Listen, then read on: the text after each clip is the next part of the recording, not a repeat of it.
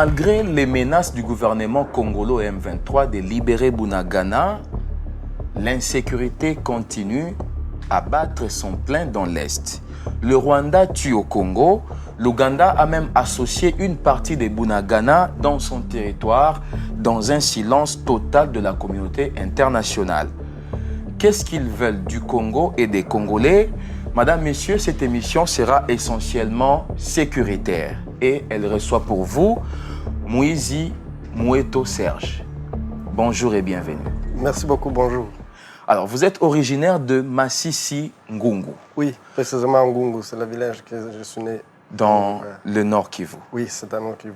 Alors, cela signifie que vous êtes un témoin vivant des atrocités qui se passent dans cette partie du pays. Oui, ça a commencé quand j'avais 10 ans. Aujourd'hui, je suis âgé de 41 ans. Donc, tous ces temps-là... Vous avez vécu pendant 39 ans oui, dans les atrocités. dans une situation vraiment qui est catastrophique. Alors, expliquez-nous, qu'est-ce qui se passe concrètement? Au fait, la manipulation rwandaise n'a pas commencé ici récemment. Ça a commencé, ce que j'ai connu, d'après l'histoire racontée par ma famille, ça a commencé depuis 62, 63, comme ça. Okay. Il y a une guerre qu'on appelait Kanyarwanda. Et vous connaissez qu'il y avait les Tutsis, que je ne sais pas quand est-ce qu'ils sont venus ici sur le territoire congolais. Donc, il y a des mouvements qui sont venus d'ailleurs pour le territoire congolais jusqu'à maintenant. Okay. Et les gens qui sont venus avant, on ne connaissait pas l'année qu'ils sont venus. Mais la vague qui est connue, c'est en 1930, avec l'immigration. Deuxième vague qui est connue aussi, c'est 59, avec la fuite des Tutsis, lorsqu'on a mis le régime présidentiel ou la République rwandaise. Voilà. Lorsque le royaume a été aboli. Il y a les Tutsis, un grand nombre de Tutsis rwandais qui sont venus ici chez nous, à l'Est, surtout à Masisi et Rutshuru. On a accueilli un bon nombre. Les autres ils ont été gardés par ils ont été dans le HCR, sous responsabilité du HCR. Les autres ont intégré notre population, donc la population Tutsi congolaise. Après quelques années, 3 ou 4 ans, ils ont voulu rentrer, combattre le régime république rwandaise. Voilà. Ils ont manipulé les Tutsis congolais, les Hutus, d'aller combattre, faire la guerre au Rwanda. Cette guerre, on l'appelait Inyenzi. C'est le nom qui est connu par tout le monde. À l'époque, les premières conséquences que j'ai eues avec l'histoire que j'ai appris par mes parents, on a eu les conséquences dont les Tutsis et les Hutus, surtout les Tutsis, ont été massacrés à Bweremana et le lac vert, c'est dans le lac Kivu, côté de lac Kivu. Là, c'est dans les territoires rwandais. Non. Ici, à Masisi. Ah, Masisi, voilà. Oui, à Masisi. Donc, on a attaqué le Rwanda. Le Rwanda a collaboré avec le gouvernement congolais. On a massacré quelques Tutsis. Avec les conséquences, c'est nous qui avons avancé pour la première fois d'aller attaquer le gouvernement rwandais à l'époque. On a confondu les Tutsis congolais et les Tutsis rwandais de 59 parce que tous sont allés faire les combats, la guerre au Rwanda à l'époque. C'est les premières conséquences que j'ai connues. Donc, on a été massacrés, mais chez moi, dans ma famille, parce que nous sommes le Tutsi de Lonta, chez nous, dans ma famille proche, il n'y a pas une vache qui a été pillée ou une personne qui a été massacrée. Parce que les chefs coutumiers de là-bas, de chez nous, connaissaient notre famille. Ah, ok. On les a amenés tous ensemble à Kiroche pour les massacrer.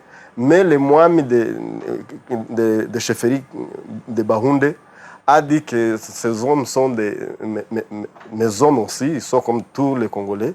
laissez-les rentrer chez eux. Alors pendant ces temps, qui était Mais derrière ces massacres? les autres qui n'étaient pas connus chez nous sont massacrés ces jours-là. Ils étaient massacrés. C'était la communauté internationale ou le gouvernement? Non, c'est le gouvernement et avec complicité du gouvernement rwandais. Okay. Donc, avec conséquence de cette guerre de Ignéz que je vous ai dit. Très bien. C'est la première manipulation dont les Rwandais ont manipulé les Tutsis d'aller attaquer les Rwandais sans notre intérêt. Et la conséquence, on a subi tout le monde, nous les Tutsis congolais, les Hutus. Deuxième, c'est l'erreur qui a été faite par nous aussi, c'est à 1990, où tout le monde, tous les Tutsis en général ont été sensibilisés à aller attaquer le régime de Habyarimana. Avec les soutiens, justement, on est allé soutenir FPR voilà. à 1990. Finalement, ce n'est pas les Tutsis qui étaient dans les camps seulement, c'est nous tous. Nous voilà. Tous, toutes les familles, les amis des Tutsis, parce qu'il y a même des Hutus et les Hundés qui sont allés dans la guerre des Kotani ou des FPR d'attaquer Habyarimana. Nous tous, donc c'est tout le monde. Mais la majorité, presque tout le monde, presque toute la famille, toutes les familles de Tutsis congolais sont allés. Ils ont eu peut-être... une famille qui n'a pas contribué physiquement, un enfant ou deux enfants à aller dans la guerre, il a contribué financièrement. Voilà. Je ne sais pas, je ne connais pas aucune famille qui n'a pas contribué sur ce point. On a été manipulé pour la deuxième fois. Pas les FPR en 90 jusqu'en 94, mais les conséquences que nous avons subies depuis 94 jusqu'à 94, les intellectuels congolais, Tutsis congolais, les vrais intellectuels qui sont allés aider les FPR sont massacrés personnellement, donc individuellement. Individuellement, oui. Si on connaît que tu commences à poser des questions, pourquoi nous sommes ici, pourquoi nos frères sont venus combattre ici dans cette guerre que nous ne connaissons pas parce que nous sommes les Congolais, il n'y a pas... Toutes les personnes donc instruites ont été massacrées à l'époque, pendant la guerre. Deuxième conséquence, manipulation. On nous a manipulés en disant qu'ils sont venus, ils viennent nous protéger en 96. En 96, ils ont préparé la guerre. Et ils ont recruté un grand nombre de personnes qui étaient dans les cas des réfugiés, et les autres qu'on connaissait qui sont des Tutsis congolais, parce qu'il y avait des villages où ils résidaient seulement les Tutsis congolais, comme là où on appelle Gishkwati, c'est seulement les Tutsis congolais. Il n'y a pas une personne qui est le vrai Rwandais ou un Hutu. Ce sont les Tutsis congolais seulement. Ils étaient là comme des Congolais parce que depuis 1994 jusqu'à 1996, tous les Tutsis qui sont allés, même ni les réfugiés qui rentrent chez eux, ou les Tutsis qui fuient, tout le monde sont accueillis comme des Rwandais parce que les Rwandais étaient vides. Moi, personnellement, ma famille était à Ruhengeri, dans la ville. On quittait Ruhengeri jusqu'à Kinigi, c'est vers le parc de Virunga. C'est 25 km. Tu ne peux pas rencontrer en chemin, en cours de route, une autre personne. On allait seul, tu montes, tu descends, toi seul. Si tu rencontres une personne, c'est vraiment peu de personnes. En ville même de Ruhengeri, toutes les maisons de la ville, donc, presque toutes les maisons étaient fermées parce qu'il n'y a plus de personnes. Et minées aussi, parce qu'il y avait des mines. Lorsqu'ils ont quitté le Rwanda, l'armée rwandaise de Habyarimana, ils ont posé des mines pour qu'une personne qui entre soit bombardée justement. Voilà. Oui. Et ça, on nous a pris en disant qu'ils viennent nous protéger parce que nous sommes dans une situation de massacre. Et ce n'était pas vraiment la raison qui était vraie parce que les Tutsis qui sont allés là-bas à 94 jusqu'à 95, vers 96, ils sont appelés Rwandais. Que tu veux ou tu ne veux pas, tu es Rwandais à l'époque. Lorsqu'ils ont préparé venir attaquer Mobutu, ils ont commencé à faire des camps de réfugiés et appelé les HCR d'accepter de faire des camps de transit à l'époque de 96, c'est avant, dans les mois au début de l'année 1996. C'est là où le général Nkunda a été pris aussi par force et il a été forcé de rejoindre l'armée parce qu'il était dans les camps, les réfugiés. Les frères ou les cousins qui étaient dans les camps, on les a pris par force parce que lui, il était âgé. Hein. Il n'était pas parmi les gens qui étaient ciblés pour adhérer l'armée rwandaise. Et alors, pour aller vite, parlons des atrocités sous Kagame. Oui, c'est ça en fait. Principalement. C'est ça la manipulation que je vais dire. Ils ont pris les réfugiés du camp. Ils ont commencé à faire les camps des réfugiés congolais, mais avant, ils n'acceptaient pas qu'il y ait des réfugiés congolais qui entrent au Rwanda. Mais lorsqu'ils ont préparé attaquer Mobutu, ils ont commencé à organiser les camps des réfugiés, tu vois. Donc, ils préparaient comment ils vont chercher la raison pour laquelle il va montrer au monde qu'il y a des réfugiés, nous voulons qu'ils entrent chez eux. C'est dans les camps de Gisenyi, il y a les quartiers qu'on appelait Makoro. C'est là où il y avait ces camps de réfugiés congolais qu'ils ont préparés dans le début de l'année 1996. Et puis, ils n'ont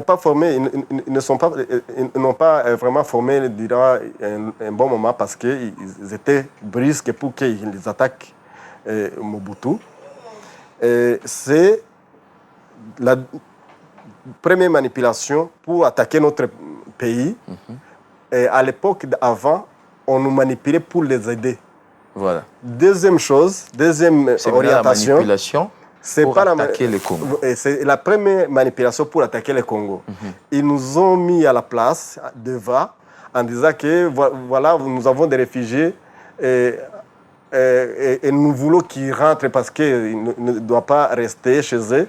Et ils ont pris les gens qui peuvent bien expliquer cette manipulation. Alors, c'est comme comparable aujourd'hui au M23 qui se constitue en rébellion pour montrer la face du monde qu'ils sont en train de réclamer. Oui. Les retours de chez eux. Voilà. Mais il y a une différence peut-être là, parce que pour le moment, ils utilisent les gens qui étaient dans l'armée congolaise. Mais à l'époque, ils n'utilisaient pas les gens qui étaient dans l'armée congolaise. Ils ont utilisé les réfugiés en soi, qu'on a fabriqués récemment pour qu'ils trouvent la raison. Juste, et je vais souligner que chaque fois que les Rwandais attaquent, ils fabriquent une situation qui vont montrer à la communauté internationale qu'ils ont raison d'attaquer notre pays. Et ce ne sont pas eux, c'est les gens qui ont droit de revenir et rentrer chez eux. Donc, vraiment une manipulation préparée. Il ne fait pas les choses au hasard. Il prépare d'abord, il montre comment il y a une situation qui est les réfugiés congolais qui se trouvent chez eux au Rwanda. Ils ont besoin de rentrer, quoi qu'il en soit, dans n'importe quel moyen. Parlons des massacres qu'ils organisent sur place. Vous avez eu à vivre. Oui. Comment est-ce qu'ils opèrent? Au fait, il y a les massacres qu'ils ont fait ici, en 97. Donc, en 96 d'ailleurs, ils ont commencé à attaquer notre pays en 96, à l'époque des AFDEL. Même si à l'époque des AFDEL, on n'a pas vraiment massacré beaucoup de choses par rapport à RCD. Mais ils ont massacré aussi des personnes. Hein. Et ils attaquaient des personnes, donc des villages où ils croient que la majorité de la personne qui vivent là-bas, donc ils ont la tête dure à comprendre cette manipulation. Pour qu'ils puissent comprendre... Donc la première opération consistait à éliminer la crème intellectuelle. Oui. Qui se retrouve, la crème intellectuelle tout autour des villages qui sont proches du Rwanda. Oui. Voilà. Deuxième, dans les villages qui ne comprennent pas cette manipulation, en général, même les enfants et les vieillards, on les a massacrés à l'époque des AFDEL. Voilà. Mais lorsque Mouzé Kabila est arrivé au pouvoir, il a voulu renvoyer les gens qui ne sont pas les vrais Congolais et rester avec nous, les Tutsis congolais. Parce que dans son discours, premier discours qu'il a prononcé, il a dit que Kabarebe, il assemble avec il y a son chef de cabinet, je crois, qui était Tutsi. Et il a dit que c'est l'assemble, mais celui-ci est un Tutsi congolais, il est de chez nous, et l'autre va rentrer chez lui parce qu'il n'est pas le nôtre. Lorsqu'il a dit cela, ils ont préparé le massacre parce que Kabarebe est allé au camp Tchatché à l'époque, en 97. Il a dit que tous les Rwandais vont rentrer, sans exception, et ceux qui seront visiblement ici en RDC, qui se rassemblent avec eux, sont des criminels et voleurs. Donc, ils stimulaient les gens de tuer les gens qui se ressemblent à eux. Et c'est nous, bien sûr. Et ils ont commencé par les militaires Tutsis qui ont voulu rester chez eux, comme le Mzee Kabila a voulu. Ce sont eux qu'on a commencé à massacrer. Et vous connaissez l'histoire. Sur l'étendue du pays, la majorité des Tutsis ont été assassinés. Nous devons avancer. Oui. Alors, de par votre lecture, oui. Que recherche concrètement le Rwanda ou les régimes rwandais ici au Congo? En fait, moi qui ai vécu au Rwanda, le Rwanda, les parties qui sont un peu fertiles, qu'on peut trouver quelque chose à manger, c'est le parti nord. Okay. Donc, les partis qui est le voisin de la RDC. Donc, les partis limitrophes de la RDC, c'est les partis qui sont un peu riches. Autres parties de l'Est, de l'Ouest, au centre, vraiment, c'est presque désert. Il n'y a pas un autre moyen qui peut utiliser pour survivre. Aussi longtemps qu'il ne crée pas la zizanie ici, les troubles, et il trouve les gens qui peuvent manipuler et entrer avec les traîtres congolais pour qu'ils puissent entrer chez nous et voler. Donc la survie du Rwanda dépend de la RDC. Moi qui est arrivé en 1994, vraiment, même Kigali, il était comme un village de chez nous. Même Kigali, la capitale du Rwanda. Mais aujourd'hui, c'est vraiment magnifique. Visiblement, devant les yeux de tout le monde, Kigali est autre ville du Rwanda. Grâce à l'insécurité qu'ils ont créée dans l'Est pour piller nos ressources. Chaque agression de la RDC, le Rwanda a montré vraiment une grande évolution dans la manière de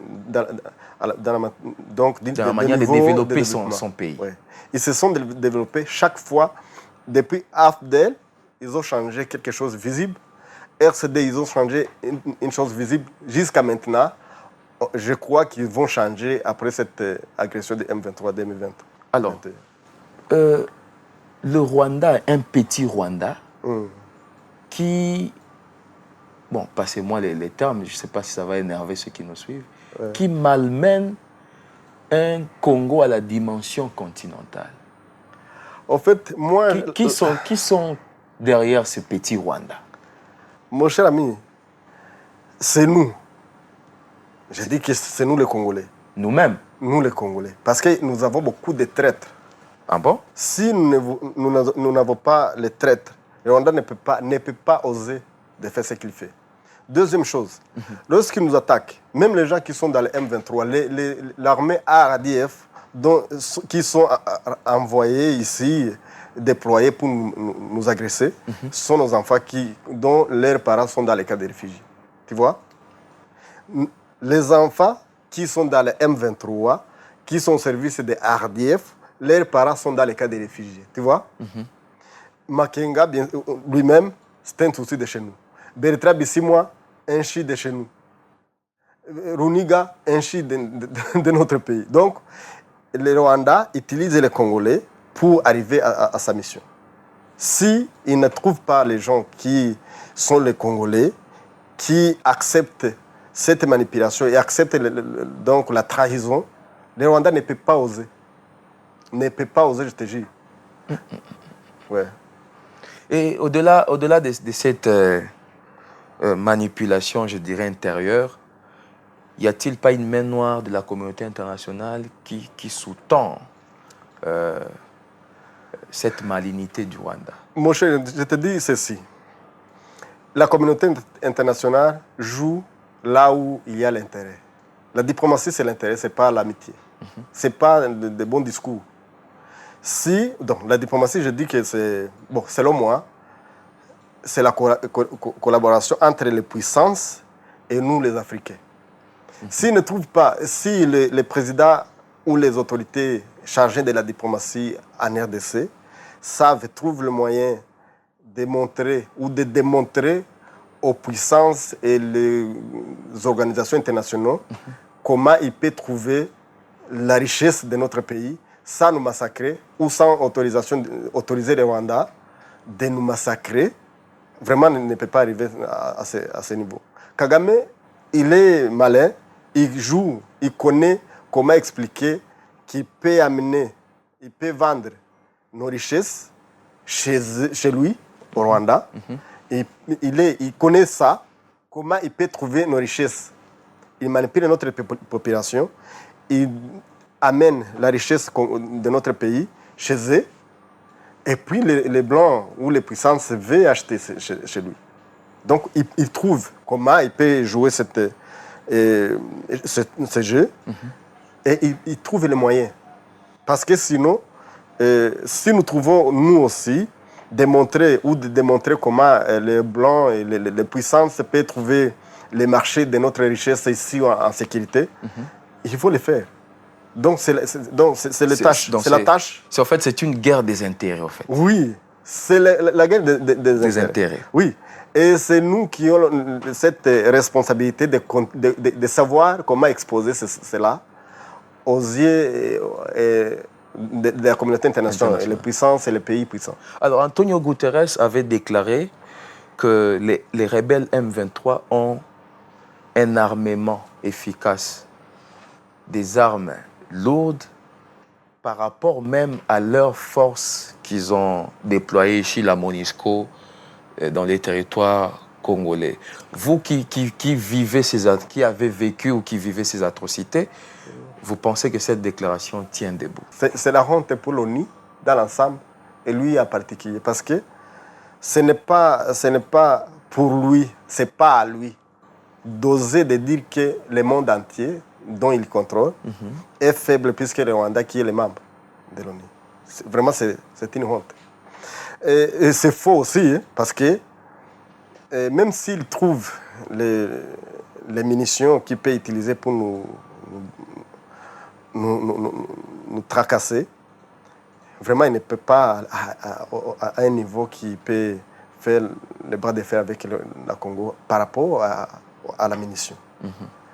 Il y a des gens qui ont fait vraiment des formations dans beaucoup de pays, parce que lorsqu'ils amènent déjà ici au M23, ils utilisent souvent les forces spéciaux de chez eux.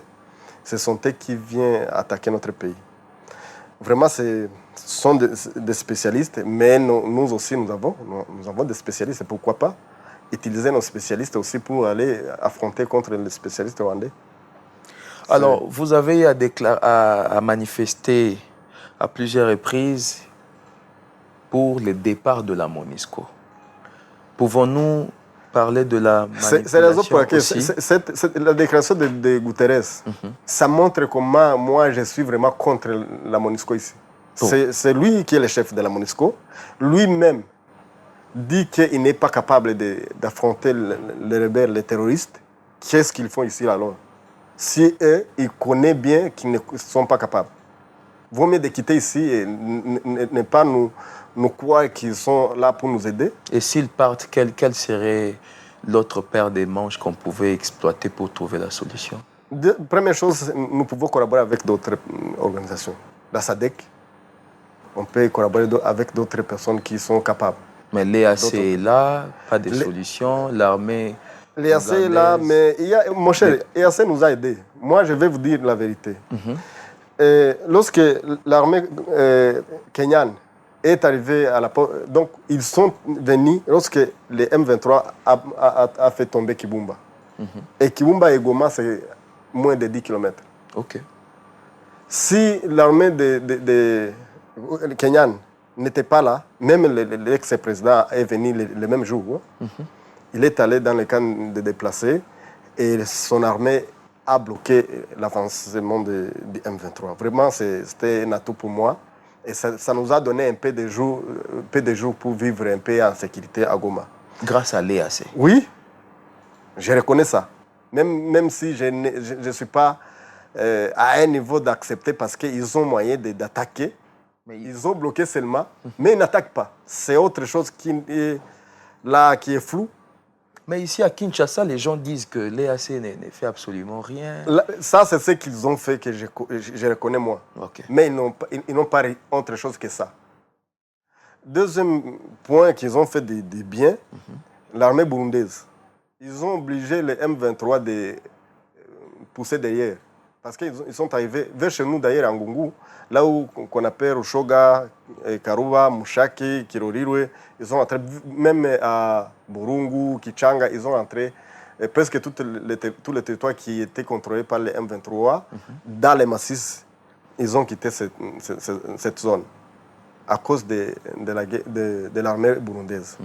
Jusqu'à maintenant, tu connais qu'il y a les pertes en vie viennent des Burundais qui ont essayé d'attaquer le M23. Donc l'armée burundaise, eux, vraiment, ils essayent. Ils attaquent, même si ce n'est pas maintes fois. Mais lorsqu'ils voient l'avancement des M23, ils attaquent. Ils contre-attaquent. Oui. Alors, ce qui signifie que quelques initiatives qui ont été prises par le président Félix ont quelque peu ramené... Oui, moi je reconnais tout maîtriser la situation. Oui. Parce qu'ils n'ont pas avancé lorsque l'armée DAC ont bloqué la route de venir ici chez nous, à l'intérieur du pays. Ils ont bloqué, même s'ils n'ont pas attaqué, mais ils ont bloqué la progression de M23. Parlons de l'état de siège pour finir cette émission. Comment vous appréciez cette mesure du chef de l'État? Mon cher ami, la majorité des Congolais, surtout de chez nous, n'acceptent pas cette mesure que le président a prise pour que la gestion de notre province soit contrôlée par les militaires. Moi, qui étais là-bas, qui connaît comment j'étais dans les sécurités ou insécurité avant la règne de l'état de siège, c'est moi qui a joui. Avant l'état de siège, chez nous, dans les quartiers, il n'y a pas de jours qu'on attendait beaucoup de débats. Là, avant? Avant l'état de siège. Ok. Vraiment chaque jour. Je croyais que c'est moi qui n'ai pas l'arme seulement. Parce que j'attends donc une personne qui fait lancer et manipuler son arme, j'attendais beaucoup, presque tout le monde lancer, donc manipuler son arme. J'entrais dans la maison et j'ai fermé sans pour autant même de bien respirer. J'attendais que quelqu'un doit venir chez moi m'attaquer à la maison. Mais Dieu a été là pour nous protéger. Mais lorsque l'état de siège a été instauré, oui, ils ont commencé d'abord de faire ils ont traqué les armes dans la ville de Goma. Ok. Plus de 5 fois dans la ville de Goma.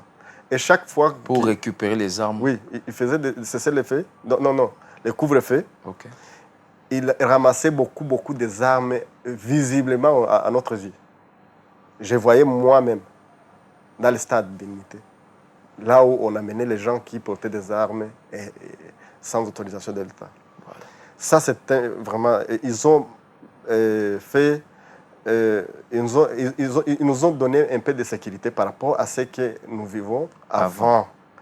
Ce qui a causé autre chose qui nous a mis mal à l'aise, c'est le M23. Le M23 est venu. Cette distribution des armes est venue un peu partout parce que les milices de chez nous, de l'Est, multitude de milices, Maï Maï, Nyatura et autres, ils ont quitté dans les zones loin de la ville Ils sont venus vers la ville, donc aux limites, aux alentours de ville de Goma. Ça a causé aussi d'autres armées entrer dans la ville qui n'étaient pas avant le M23. Donc tout ce qui se passe chez nous, que notre président fait, moi j'applaudis parce que ça m'a montré vraiment la volonté et l'efficacité d'installer la sécurité là chez nous à l'Est. Vous êtes pour Je suis pour. ou contre la levée de cette mesure? Il y a eu table ronde ici à Kinshasa pour proposer des pistes et des solutions, soit lever, maintenir l'état de siège, soit les requalifier ou la requalifier comme mesure, soit la lever définitivement. Quelle est l'option que vous pouvez proposer au chef de l'État? Qu'il laisse l'état de siège. Ils vont continuer comme ça parce que... Même pendant qu'il y a des marches là-bas chez vous, il y a des pour marches, réclamer la levée de l'état de siège. Merci beaucoup. Les marches aussi, il faut savoir qui font ces marches là-bas. Il y a les gens, donc ce n'est pas tout le monde. Il y a la manipulation de la politique rwandaise. Tu connais, récemment, on a fusillé sur les milices qui faisaient les marches. Et les M23 étaient les premiers de déclarer cela. Et les Rwandais aussi. La secte, là, les Wanzalendo. Oui. Ok. Là, il y a des Wanzalendo qui travaillent avec les Rwandais. C'est que je n'ai pas vraiment m'introduit là-dessus. Mais je connais combien de fois ces milices de l'Est, il y a la même mise de la politique rwandaise. Donc même par rapport à ce qui vient de se passer, il y a eu manipulation. Oui, il y en a. C'est la raison pour laquelle je ne peux pas accepter que nous soyons gérés par les civils, parce qu'ils ne peuvent pas contrôler cette manipulation. Alors, nous avons terminé cette émission puisque le temps est vraiment imparti. On vous donne l'opportunité, votre caméra, elle est là, que vous puissiez vous adresser au premier citoyen congolais, le chef de l'État. Par rapport à ce que vous avez vécu, par rapport à ces mesures, qu'est-ce qui peut encore faire de plus pour vous permettre de fumer les calumet de la paix? Merci beaucoup. Je le félicite d'abord pour ce qu'il a fait, parce que moi, je ne suis pas là pour critiquer négativement notre président. Ce n'est pas parce qu'il est président, non, c'est parce qu'il a fait du bien, selon moi. Ce que je peux qu'il améliore, nous avons, bon, je commence par chez nous, dans notre communauté, nous sommes représentés par une association que nous avons démontré devant le gouverneur le Kassivita et le gouverneur militaire, ici le général Constant Dima, que nous avons une association qui nous représente, mais la majorité des comités, des membres des comités sont manipulés, sont des mains du Rwanda. On a écrit un document sur ça. Ces communautés qui vivent même sur notre territoire. Oui. Nous avons beaucoup de notre communauté qui nous représentent, mais jusqu'à maintenant qui travaillent pour le compte du Rwanda. Et il les connaît peut-être. S'il ne les connaît pas, il faut qu'il fasse l'investigation. C'est nous qui les connaissons. Pour qu'on les montre comment celui-ci travaille pour le Rwanda, l'autre, il est pour notre cause. Il peut rester, mais nous connaissons les gens qui travaillent pour la raison ou la politique rwandaise. Donc vous avez à dénoncer cela auprès du gouverneur. Oui. Nous ne voulons pas qu'il nous représente aussi longtemps qu'il travaille pour le compte du Rwanda. Ça nous salit. Ça salit l'image de notre communauté. Et ça met la confusion entre d'autres communautés, d'autres Congolais, qui croient que nous tous, nous sommes derrière la politique rwandaise. Ce n'est pas ça. Vraiment, c'est ça ce que je veux. Autre chose que je vais demander à notre président, il y a des postes que moi, je présume très importants, mais qui n'existent pas. Chez vous? Dans l'Est? Partout. Ah, au Congo? Oui, au Congo.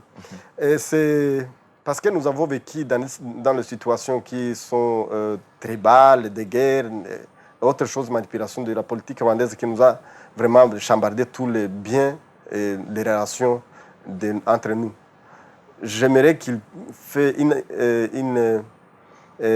commission ou pourquoi pas le ministère de d'Unité et de Conciliation nationale pour que tout ce qui a existé ici, on se met ensemble, on enseigne les gens, on enlève ce qui est dans nos têtes parce que il y a le même... Mais il me semble qu'il y a déjà un ministère des Affaires Solidarité nationale, Affaires sociales, qui est dirigé par le ministre Mutinga, Modeste Mutinga. Sinon, on n'arrive pas à ce terrain où il ne pratique pas. Parce que peut-être c'est donc la terminologie peut-être qui est contre. Mais non, vous voulez un ministère spécifique. Spécifique et qui est sur le terrain ou qui a même des personnels sur le terrain jusqu'à la base.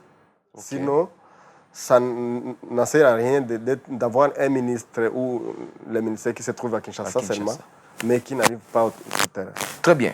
Dernière question. Pensez-vous qu'il faut faire la guerre au Rwanda? Au fait, je te jure que la RDC prépare ses munitions pour faire la guerre au Rwanda. Je te jure que aussi longtemps Kagame est au pouvoir avec son FPR, on aura beaucoup d'agressions. On va finir le M23 2023 peut-être à 2024, mais à 2020 combien ou je ne sais pas, il va créer d'autres mouvements d'agression. Pour que nous finissions d'une manière vraiment convenable, il faut qu'on finisse avec la guerre. Parce qu'il y a moyen.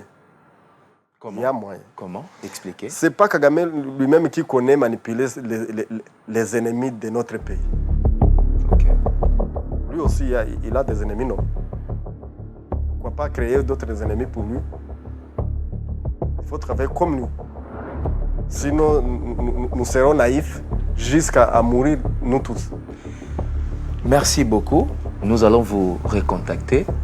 Oui, je suis là, je suis disponible. Pour qu'on puisse encore réaliser une émission avec des sujets quelque peu spécifiques. Puisque là, on a essayé un peu d'englober. Ouais. Mais je pense que votre disponibilité nous sera très nécessaire dans les prochains jours. Merci beaucoup. Très bien. Ouais. Madame, Messieurs, merci de nous avoir suivis. Retrouvez cette émission sur nos plateformes électroniques et les chaînes partenaires qui nous accompagnent. Merci.